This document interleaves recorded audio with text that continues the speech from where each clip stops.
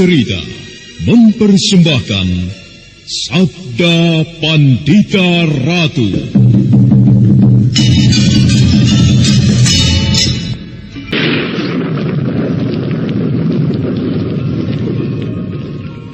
Sabda Pandita Ratu. Naskah ditulis oleh Pondra Swasti Langit, diolah oleh Agung Bahrodi, didukung oleh artis-artis terkemuka Ferry Fadli, Eli Ermawati, M. Abud, Ivone Rose, dan lain-lain. Teknik dan montase Ibing Arifin, dengan sutradara Dian Pertiwi. Sabda Pandita Ratu. Kali ini dalam episode ke-15 dengan judul Singasari.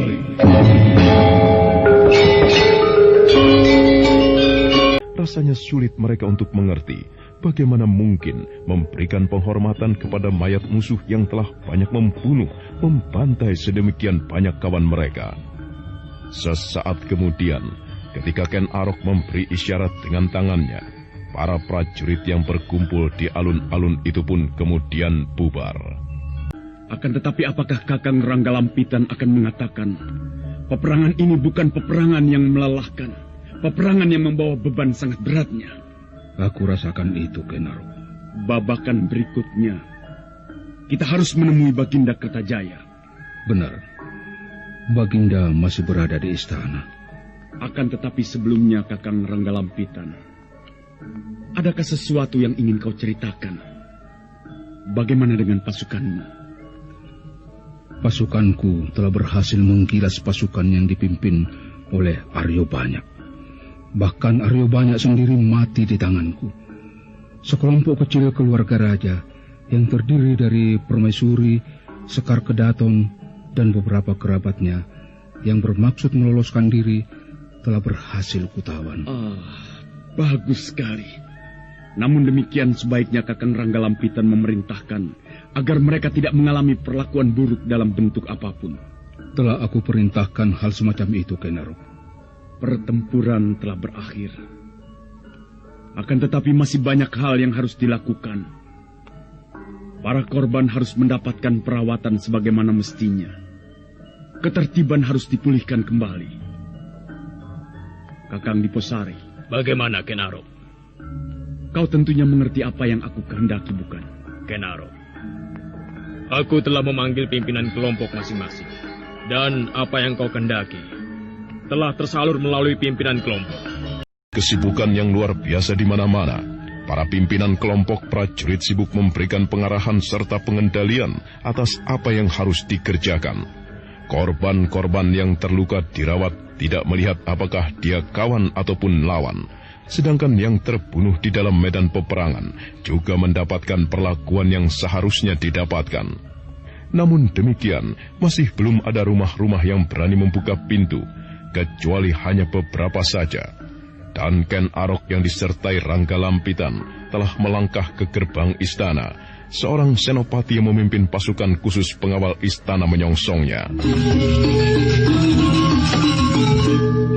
Menilik tanda pangkat yang kau miliki. Seorang senopati. Siapa namamu? Nama saya Kuda Ninggar, Tuan. Kuda Ninggar. Sebuah nama yang terdengar bagus dan berkesan manis sekali. Tahukah kau, siapakah orang yang berada di sebelahku ini, Kuda Ninggar? Saya tidak tahu, Tuan. Rupanya meski kau seorang senopati, namun sempit sekali wawasanmu, Kuda Ninggar. Orang ini adalah bekas seorang yang memiliki jabatan penting di Kediri. Namun kemudian memilih meninggalkan Kediri karena ada sesuatu yang tidak sesuai dengan isi hatinya. Namanya tentu kau pernah mendengar. Ranggalampitan. Tuan Ranggalampitan. Maaf, Tuan. Saya tidak mengenal Tuan. Jika Tuan Ranggalampitan, pimpinan Ganter yang telah memenangkan perang ini tidak berkenan memaafkanmu, kau tentu dihukum mati. Kau bisa saja, Ken Arok. Dan kau tahu, Senopati Kuda Ninggar, siapa orang ini? Tuan baru saja menyebut namanya Ken Arok. Namun sebenarnya saya memang telah mengetahui bahwa Tuan yang masih muda ini bernama Ken Arok. Apakah jabatanku? Kalau kau memang merasa mengenal Ken Arok. Tuan adalah Aku Tumapel yang baru, yang telah menggantikan Aku Tunggul Ametung yang terbunuh. Pengetahuanmu tentang Ken Arok ternyata cukup luas. Nah, jika kau mengetahui lebih banyak, lalu siapakah yang membunuh Tunggul Ametung? Menurut kabar, yang membunuh adalah Kebo Ijo. Wawasanmu cukup luas. Kau pantas menjadi telik sandi dan baru saja menyusup ke Tumapel sehingga kau mengetahui semua itu. Akan tetapi, apa yang kau ketahui itu bagiku tidak benar, Senopati Kudaninggar. Sebut sekali lagi, apakah jabatanku? Tuan adalah Aku Tumapel. Sekali lagi kau sebut aku. Lalu apa artinya aku dan pasukanku yang segelar sepapan yang telah berhasil menghancurkan Kediri menjadi serpihan debu ini? Kertajaya bukan lagi raja. Akulah yang sekarang telah menjadi raja di tanah ini, yang namanya bukan lagi Kediri. Itulah aku, Senopati Kudaninggar. Sekarang aku ingin bertemu Kertajaya. Sampaikan hal itu kepadanya. Baik, Tuan. Saya akan sampaikan. Senopati Kudaninggar yang beberapa saat sempat dibuat kebingungan oleh sikap Ken Arok itu, segera mempersilahkan Ken Arok dan Rangga Lampitan menunggu di ruang sebo bagian dalam. Senopati Kudaninggar mendahului menghadap Kertajaya. Senopati Kudaninggar membuka pintu perlahan, dan dengan langkah jongkok dia mendekati rajanya, dan kemudian menghaturkan sembah. Dengan takjim dia kemudian duduk bersila. Dan beberapa saat dia menunggu, tetapi Kertajaya belum juga bertanya. Pandangan raja itu kosong, tertuju pada dinding.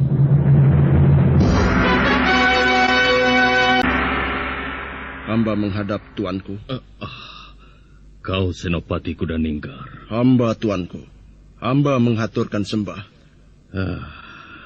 Aku terima sembahmu, Senopati Kudaninggar. Akan tetapi, kapan kau berada di ruangan ini? Kau tiba-tiba telah duduk di situ. Ampun, tuanku. Rupanya tuanku sedang melamun, sehingga tuanku tidak melihat hamba yang menghadap. Ada apa? Ken Arok, Aku Tumapel, dan Rangga Lampitan, pimpinan pemberontak dari Ganter itu mengajukan permohonan untuk menghadap. Ulangi kalimatmu itu, Senopati Kudaninggar. Ken Arok, Aku Tumapel, dan Rangga Lampitan, pimpinan pemberontak dari Ganter, mengajukan permohonan untuk menghadap tuanku. Tidak salahkah kalimatmu itu, Kudaninggar? Mereka yang memenangkan peperangan yang baru terjadi, mereka mengajukan permohonan untuk menghadap kepadaku. Apakah bukan sebaliknya, Kudaninggar? Mereka memanggilku.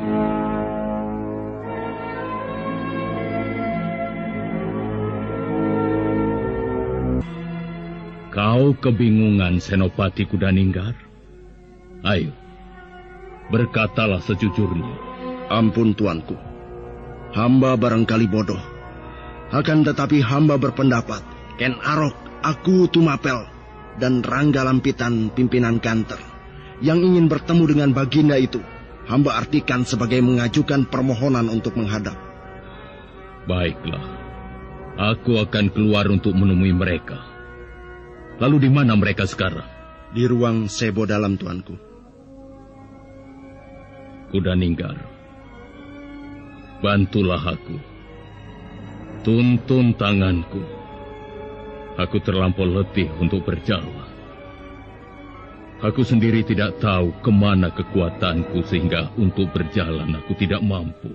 Marilah, tuanku. Hamba akan menuntun tuanku.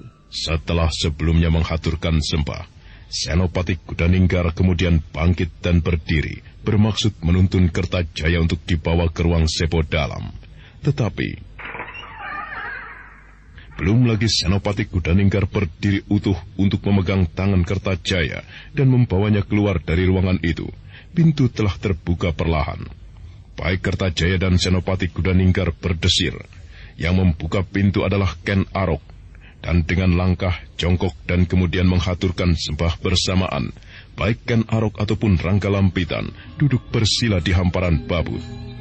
Wajah mereka telah bersih, meskipun pakaian mereka masih berlepotan darah.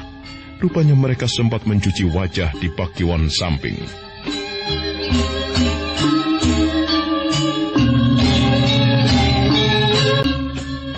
Kami berdua, hamba Rangga Lampitan, pimpinan Ganter, dan Ken Arok aku Tumapel menghadap tuanku. Aku masih bisa mengenal wajahmu, Rangga Lampitan. Hamba tuanku, sebuah karunia yang tiada terkira, karena ternyata tuanku masih mengenal hamba. Meskipun telah beberapa tahun lamanya, hamba telah meninggalkan Kediri. Kau nampak masih muda.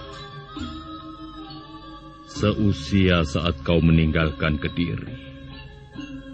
Sebaliknya aku bahkan menjadi lebih tua dari usiaku yang sebenarnya. Tidak, tuanku. Apa yang tuanku katakan terbalik. Hambalah yang melebihi usia yang sebenarnya. Sebaliknya, tuanku tetap awet muda. Kau memang pintar membalikkan kata-kata, Rangga Lampitan. Kaukah yang bernama Ken Arok itu, anak muda? Hamba tuanku, hamba Ken Arok mengaturkan sembah. Aku tidak berani menerima sembahmu, anak muda. Aku pernah mendengar kau adalah manusia langka yang mendapatkan pertanda kasih dari para dewa. Benarkah demikian? Yang tuanku dengar itu kebohongan, tuanku. Hamba hanya manusia biasa.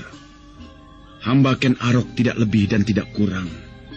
Ken Arok yang bergelar singa liar dari padang Karautan, yang telah mencuri hati gadis kelangenanku. Ken Uma, benarkah demikian, anak muda? Bukankah kau melakukan hal yang aku katakan itu, anak muda?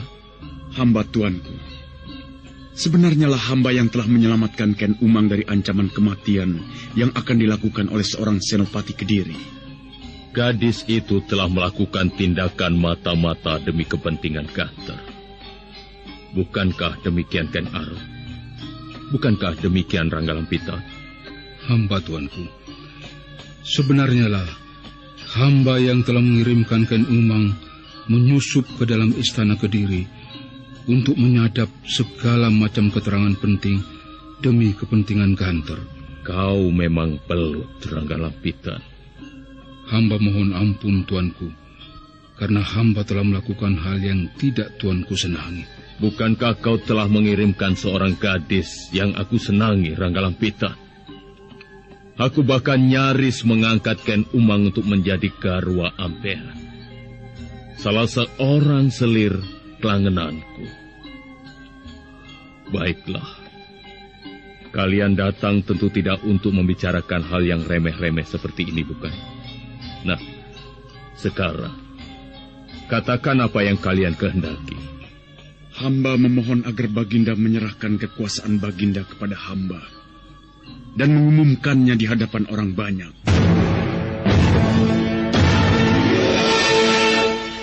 Dada Kertajaya tetap saja berdesir mendengar ucapan Ken Arok yang terlampau langsung pada persoalannya itu. Senopati Kudaninggar sampai bergeser duduknya. Beberapa kejap Kertajaya memejamkan matanya, seperti sedang berusaha meresapkan apa yang baru saja dikatakan oleh Ken Arok, serta apa maknanya. Ada sesuatu yang terasa sesak di dada Kertajaya. Pasukan Kediri yang diperintahkan untuk menyongsong pasukan Ganter di bawah pimpinan Temenggung Aryo Banyak pun telah berhasil ditumpas. Sebagian besar di antara para prajurit malah bisa melihat kenyataan. Mereka bergabung dengan Tumapel. Demikian pula pasukan Kediri di bawah pimpinan Temenggung Yuda Paksa telah berhasil hamba kalahkan. Hamba malah telah menyempurnakan kematian Temenggung Yuda Paksa. Aku telah mengetahui hal itu, Ken Arok. Jika demikian, Lalu bagaimana tuanku mengartikan kekalahan Kediri? Apakah tuanku masih tetap akan bersikeras untuk tidak mengakui kekalahan Kediri? Atau bersikeras untuk menjadi Raja Kediri yang sudah tidak ada lagi ini? Oh, menurutmu Kediri sudah tidak ada? Hamba, tuanku. Hamba menginginkan berdirinya sebuah negeri baru. Bukan lagi Kediri yang terlampau banyak menyimpan masalah karena perbuatan tuanku sendiri. Jika hamba masih menggunakan nama Kediri, maka sama halnya hamba tetap menyimpan kekeliruan yang pernah dilakukan oleh Kediri. Sebuah negeri yang hamba kehendaki adalah negeri yang baru, yang sama sekali, yang tentu saja tidak lagi menyimpan permasalahan yang pernah menjadi penyakit di zaman Kediri. Lalu menurutmu, apa yang harus aku lakukan? Sebagaimana yang hamba sampaikan, tuanku harus memberikan sesorah kepada kaula yang akan segera dikumpulkan di alun-alun. Di tempat itu, tuanku mengumumkan berakhirnya pemerintahan Kediri dan menyerahkan kekuasaan kepada hamba. Tuanku harus memerintahkan kepada segenap kaula untuk mengakui hamba sebagai raja yang baru. Dan dengan demikian, tuanku harus memerintahkan kepada para kaula untuk tunduk kepada hamba, raja yang baru yang akan bertindak adil dan bijak. Kau boleh lakukan apapun yang kau kehendaki, Ken Arok. Bahkan seandainya kau bermaksud membunuhku sekalipun, aku tidak akan takut. Akan tetapi, jangan harap aku bersedia kau permalukan di hadapan rakyatku. Hamba tidak bermaksud mempermalukan tuanku. Tuanku akan memberikan sesorah dan pengumuman penyerahan kekuasaan itu kepada hamba dengan cara yang sangat terhormat. Tidak. Bagiku, aku merasa tetap kau permalukan. Bagaimana jika hamba memaksa tuanku? Tuanku juga tidak akan mampu mengelak. Lebih baik tuanku melakukan dengan sukarela. Kematian Tumenggung Murti Wandawa, kematian segenap prajuritku yang berjatuhan terlampau banyak di medan peperangan, tidak ada artinya jika kemudian aku menuruti keinginanmu. Kematian Tumenggung Murti Wandawa itu sendiri telah memberikan sebuah pelajaran yang sangat berharga kepadaku. Pelajaran tentang bagaimana seharusnya aku mengambil sikap. Aku tidak bersedia menuruti keinginanmu, Ken Arok. Cerita tentang permaisuri tuanku serta Sekar Kedaton yang mencoba melarikan diri dari istana Kediri. Berubah rona wajah Baginda Kertajaya mendengar apa yang diucapkan oleh Ken Arok. Baginda tertegun dan kemudian menghela napas panjang serta mengangguk-angguk pendek. Dengan tatapan tegar, Ken Arok memandang langsung ke arah Raja Kediri terakhir itu. Benarkah apa yang kau katakan itu? Hamba yang telah menangkap rombongan kecil yang berusaha meloloskan diri dari istana itu, tuanku. Terdapat Tuan Putri Permaisuri, Tuan Putri Sekar Kedaton, dan beberapa kerabat keraton yang dipimpin oleh Tumenggung Mancasasra. Dan bagaimana perlakuanmu terhadap mereka? Mereka mendapat perlakuan yang baik, tuanku. Mereka sekarang berada dalam sebuah perlindungan yang kuat. Akan tetapi perlakuan terhadap mereka juga sangat tergantung dengan bagaimana sikap Baginda sendiri. Sebutanmu adalah singa liar dari padang karauta. Perbuatanmu ternyata bagaikan seekor singa yang sebenarnya, Ken Arok. Bukankah kau juga merampok? Aku pernah mendengar laporan mengenai sepak terjangmu. Sepak terjang seorang perampok berkuda putih. Perampok budiman yang dipuja-puja dan dipuji sebagai pahlawan. Hamba, tuanku. Memang hambalah yang melakukan hal itu. Karena didorong oleh rasa kasihan terhadap nasib rakyat kecil yang terabaikan. Sementara Baginda di istana makan enak, hidup senang dengan dikelilingi oleh perempuan-perempuan cantik untuk mengumbar nafsu tuanku. Tuanku sedemikian sibuknya dengan kesenangan, sehingga tuanku lupa dengan nasib rakyat jelata. Dan apa yang tuanku lakukan itu tentu saja dicontoh oleh para orang yang dekat dengan tuanku. Para pejabat, mulai dari Temenggung bahkan hingga sampai para prajurit. Kau pintar mengambil hati rakyat, Ken Arok. Kau pintar mengumpulkan dan memupuk pengaruh. Rupanya kau memang telah menyiapkan diri untuk menjadi raja yang baru. Jauh-jauh hari sebelumnya. Bagaimana dengan permintaan hamba itu, tuanku? Bagaimana kalau aku tetap bersikukuh dengan pendirianku, Ken Arok? Aku tetap tidak bersedia memenuhi keinginanmu. Jika demikian, mulai dari sekarang silahkan tuanku membayangkan perlakuan yang buruk akan menimpa keluarga tuanku. Tuan Permaisuri atau barangkali Sekar Kedaton. Meski hamba belum pernah bertemu dengan Sekar Kedaton, tetapi Tuan Putri itu tentu berwajah cantik sekali. Dan biasanya wajah yang cantik mengundang minat siapapun untuk menggerayanginya. Dan jika hal itu dilakukan orang, maka sebuah hal yang jauh mengerikan daripada kematian akan dialami oleh Tuan Putri. Kau akan melakukan apa yang kau katakan itu, Ken Arok? Hamba, tuanku. Hamba akan melakukannya. Kau memang keparat, Ken Arok. Untuk yang sekali ini tuanku berani mengumpati hamba. Hamba maafkan. Akan tetapi tidak untuk berikutnya. Gemetar dada Kertajaya. Selama hidupnya dan seingatnya tidak ada yang berani berbuat demikian di hadapannya. Namun ketika Kertajaya kemudian menyadari keadaan yang sedang dihadapinya, raja yang kehilangan mahkota itu terpaksa harus menguasai diri.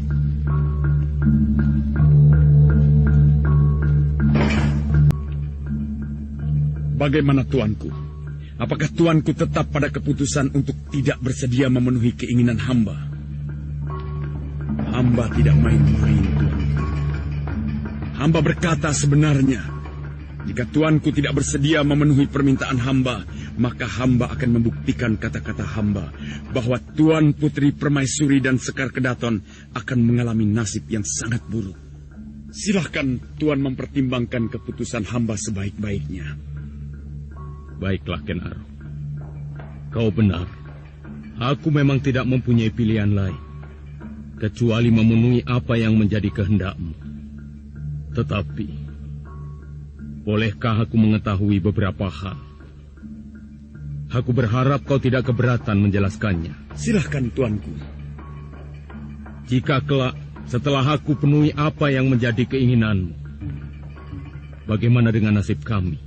Nasibku, nasib istriku, serta anak-anakku.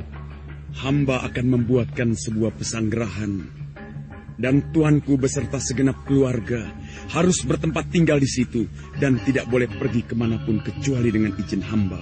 Itu sebuah penjara, Ken Arok. Terserah tuanku mengartikannya. Jika tuanku menganggap pesanggerahan itu sebagai penjara, maka tuanku akan merasa sebagai di penjara. Namun sebaliknya, jika tuanku menganggap tempat itu sebagai suatu tempat untuk menghabiskan hari tua, maka tuanku akan mendapatkan ketenangan. Bisa aku percaya kata-katamu itu, Ken Arok? Tuanku boleh memegang kata-kata hamba. Baiklah, aku percaya. Dan seperti yang kau inginkan, aku akan mengumumkan seperti apa yang kau kehendaki. Esok pagi, tuanku. Di alun-alun istana tuanku mengumumkan penyerahan kekuasaan itu. Hamba akan memerintahkan agar semua kaula besok pagi berkumpul di alun-alun. Waktu kemudian terus bergerak, menghantarkan Kediri dalam suasananya yang baru. Suasana yang hening dan diliputi oleh kedukaan. Duka luka akibat perang yang bau darahnya masih menyengat hidung. Duka tangis keluarga yang ditinggalkan oleh mereka yang gugur dalam peperangan, baik di pihak Kediri ataupun Tumapel dan Ganter. Dalam keadaan yang demikian, Ken Arok merasa membutuhkan suasana yang tenang sesegera mungkin di Kediri. Penduduk kota raja ini harus diyakini bahwa pemerintahan yang baru dan menggantikan Kertajaya adalah pemerintahan yang justru memikirkan rakyat. Bagaimana menurut Kakang Ranggalampitan? Aku sependapat dengan apa yang kau katakan, Ken Arok. Aku membutuhkan suasana yang tenang di Kediri. Para kaula tentunya harus tenang. Sumber ketidaktenangan selama ini adalah prajurit. Mereka sebagai orang yang bersenjata tentu akan menumbuhkan kesan menakutkan, seolah mereka bisa berbuat seenaknya dengan senjatanya itu. Nampaknya kita harus menjatuhkan perintah kepada prajurit kita masing-masing untuk bersikap sebaik-baiknya kepada penduduk. Bersikap ramah dan ngayomi, penduduk harus dilindungi dan diperlakukan sebaik-baiknya. Dengan demikian, dengan keikhlasan mereka akan membantu kita untuk segera memulihkan keadaan setelah perang ini. Perlu dijaga pula kemungkinan adanya prajurit yang sikapnya tidak terkendali, yang akan sangat merugikan citra prajurit Tumapel dan Kanter.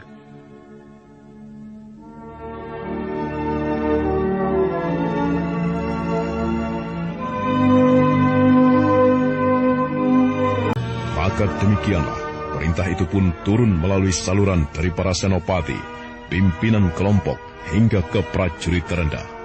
Sikap para prajurit yang tidak menakutkan dan ramah menumbuhkan rasa tenang dan ayem di hati Kawula.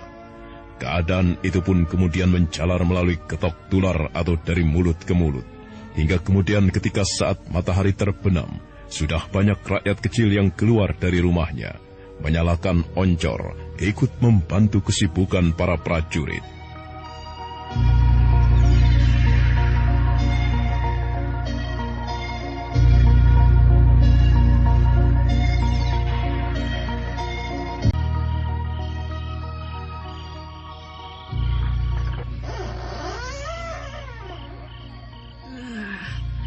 Dari mana saja kok, Kiai? Sudah tahu keadaan genting seperti ini, masih juga keluyuran kok ini. Kalau sampai terjadi apa-apa denganmu, bagaimana coba? Aku baru saja dari rumah Nyai Marto. Ingin mengetahui kabar mengenai anak lelakinya yang gugur di medan peperangan itu benar atau tidak. Lalu bagaimana? Ternyata benar, Nyai. Kasihan. Dulu suaminya mati gara-gara tertimpa pohon kelapa tempatnya berteduh. Gara-gara ada angin kencang yang menyebabkan pohon itu roboh. Sekarang anak lelakinya, satu-satunya anak lelaki yang dimilikinya, gugur pula di peperangan. Kasihan Nyai Marto. Perempuan itu hanya sebatang kara. Kalau kasihan mau dikawin. Bos, kamu ini ngomong apa, Nyai? Nah iya, kalau kasihan mau dikawin sana, supaya tidak sebatang kara. Nyai, kamu itu kalau ngomong Mbok Sinampin deleng wayah, melihat keadaan. Sekarang ini keadaannya bagaimana? Negara sedang kisruh, sedang dalam keadaan perang. Masa dalam keadaan seperti ini aku mempunyai niat seperti yang kau cemburukan seperti itu? Nyebut toh Nyai, nyebut. Ya sudah, rembukan sama kamu itu memang tidak ada gunanya. Modalmu hanya ngeyel, salmong atau asal ngomong. Daripada ngeladeni kamu malam-malam begini, mbok lebih baik aku pergi ke alun-alun saja sekarang. Ke alun-alun kok ini mau apa, Kiai? Ingin disate perutmu atau bagaimana? Aku akan membantu para prajurit di alun-alun, membantu merawat yang luka-luka. Jelek-jelek aku ini ya dukun. Itu namanya sama saja dengan kutuk marani sunduk, Kiai. Sama saja dengan bunuh diri. Dibabat perutmu oleh para prajurit Tumapel, dadi bangke kok, Kiai. Kalau perutku mau dibabat ya sudah dari tadi, Nyai. Sudah dari tadi? Iya, aku tadi juga dari alun-alun. Banyak orang yang menonton di sana. Bahkan ikut membantu para prajurit Tumapel dan yang lain merawat yang luka. Apa prajurit Tumapel itu tidak galak, toh, Kiai? Wah, kalau di medan peperangan mereka galak. Tetapi kalau perang telah selesai, mereka sudah tidak galak lagi, Nyai. Bahkan sangat ramah. Sangat berbeda dengan para prajurit Kediri sendiri. Sudah, aku mau ke sana lagi. Loh, Lah aku sendiri di rumah. Ya lebih baik kau ikut. Wong edan, aku ikut bagaimana? Kau bisa membantu memasak di dapur umum, Nyai. Menyiapkan makanan. Untuk orang-orang Tumapel dan Ganter yang baru saja ngobrak-abrik kota raja ini. Jangan memandang Tumapel, jangan memandang Kediri, jangan memandang Ganter, atau siapapun. Sekarang ini banyak yang terluka. Bahkan banyak mayat-mayat yang belum terkuburkan karena kesanggupan untuk menggali tanah kurang. Kalau bermaksud membantu mereka yang kesusahan, sekarang saatnya, Nyai, sekarang. Barangkali dengan menyumbangkan tenagamu ikut memasak. Kalau urusan masak, aku ini jagonya, Kiai. Akan tetapi, aku merasa takut. Tidak perlu takut, Nyai. Ada aku, suamimu, yang akan melindungimu. Ya, ngayomi kamu. Siapapun tidak akan ada yang berani menjamahmu kalau ada. Aku di sampingmu. Lagi pula siapa yang akan berniat menjamahmu? Tubuhmu jelek dan gendut seperti itu.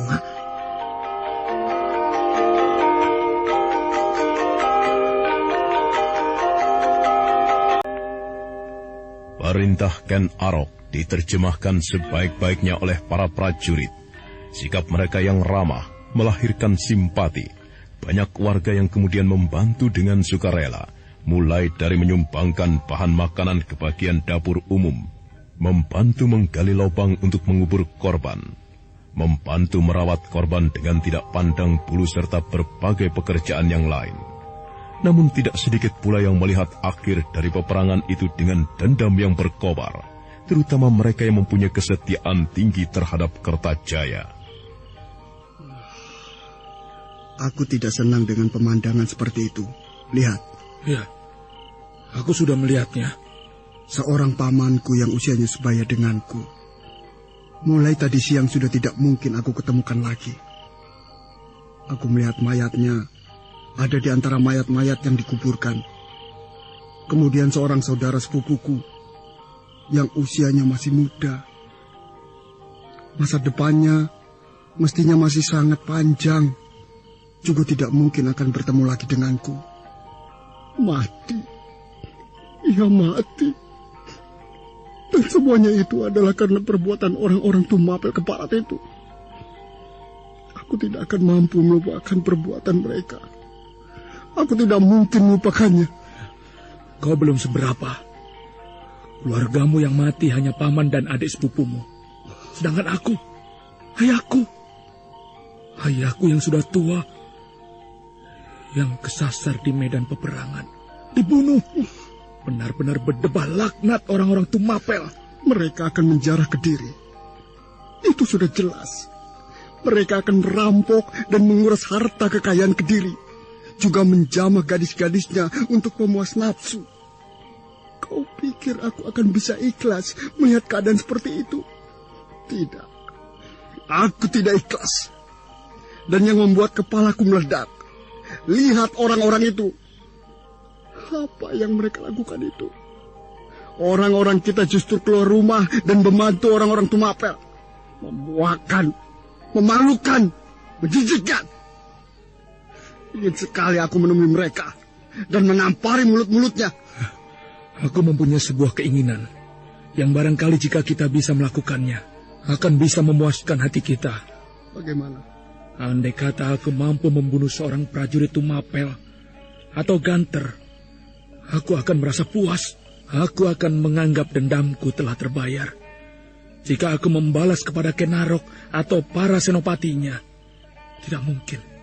Kita ini hanya laron, binatang kecil menghadapi api. Bagaimana? Kau berani?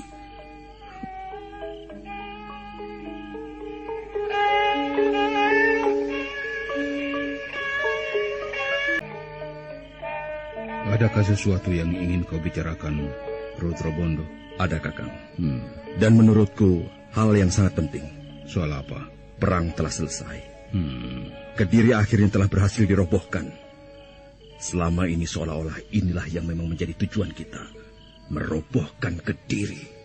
Kau seharusnya mengatakan, setelah Kediri berhasil diruntuhkan, justru menjadi sebuah awal dari babak baru. Babak seperti apakah itu? Apakah akan lebih baik dari Kediri, atau malah lebih buruk dari Kediri? Kita tidak tahu. Sebelum aku berpikir soal itu, aku justru ingin bertanya, bagaimana dengan kita? Ken Arok sudah jelas, ia menghendaki jabatan tertinggi di sebuah negeri yang baru ini. Tetapi bagaimana dengan kita? Apakah tidak wajar jika di dalam hatiku tumbuh sebuah kecurigaan? Setelah semuanya selesai, kita akan disingkirkan. Ken Arok tidak akan melakukan hal itu. Ia tidak akan berani. Kecuali jika ia menghendaki pertumpahan darah yang lebih mengerikan lagi. Ingat bahwa aku memiliki pasukan segelar sepapan. Kakang Ranggalampitan, aku percaya akan hal itu. Akan tetapi Kakang harus ingat bahwa yang kita hadapi adalah Ken Arok, orang yang menyimpan sejuta muslihat buruk di dalam otaknya. Jangan kau cemaskan soal itu, Rudra Bondo. Lihatlah, siapa yang datang itu. Pembicaraan antara Ranggalampitan dan Senopati Rudra Bondo terhenti sesaat ketika seseorang mendekat. Senopati Rudra Bondo menghela napas panjang demi melihat siapa yang berjalan mendekat itu. Bintang-bintang di langit seolah ingin ikut menyaksikan dan mendengarkan pembicaraan mereka. Nah, bagaimanakah kelanjutan kisah ini? Siapa yang datang dan menemui Ranggalampitan serta Senopati Rudra Bondo itu? Dan bagaimana pula perkembangan keadaan Kediri?